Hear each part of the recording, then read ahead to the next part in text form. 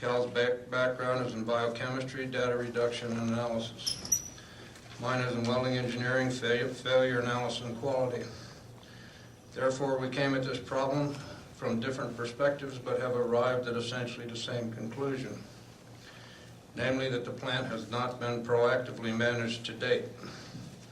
The most recent EPA violation notice states that they have still not received notification that Salmon has developed and implemented an operation and maintenance plan for this facility, even though it has been an essential permit requirement for several years.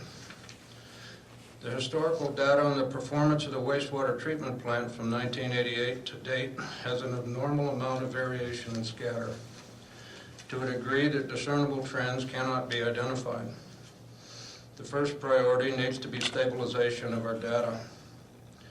Cal's conclusion is that the plant has not been managed in relation to the actual conditions existing in the lagoons, such as pH, temperature, and dissolved oxygen at various locations and depths.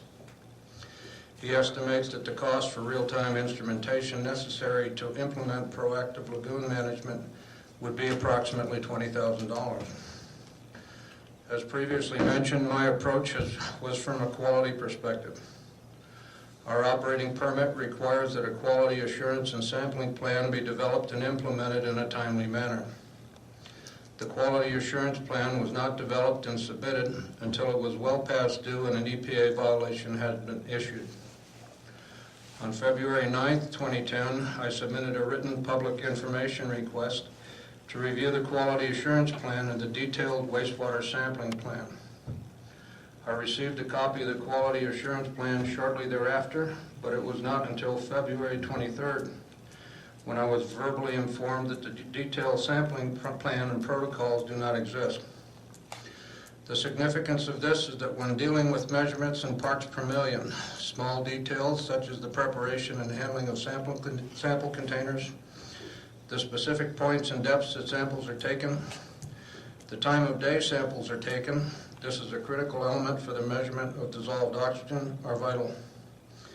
It is a management, in this case the City of Salmon, responsibility to provide this type of detailed guidance to our plant operations personnel, as well as adequate training in its implementation. This has not happened to date. This is an essential step in the process of reducing the data scatter to a point where meaningful trends can be identified. At this point, I would like to present a recommended corrective action plan. 1. Develop the detailed sampling protocol as described above. 2. Acquire real-time data acquisition instrumentation and develop and implement a proactive lagoon management plan. 3. From the above, develop baseline performance data for a managed lagoon.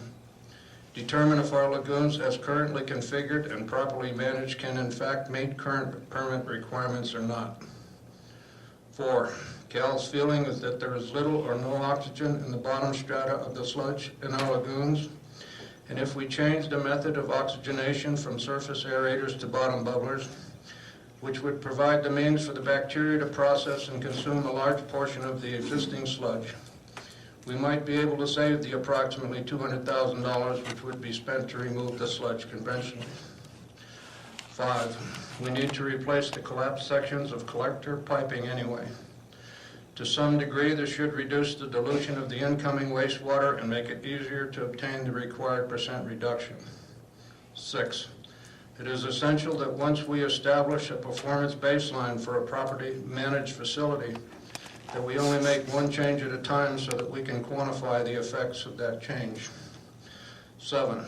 As soon as we are able to consistently meet our permit requirements, further proposed corrective actions can be canceled or postponed until our economic condition improves.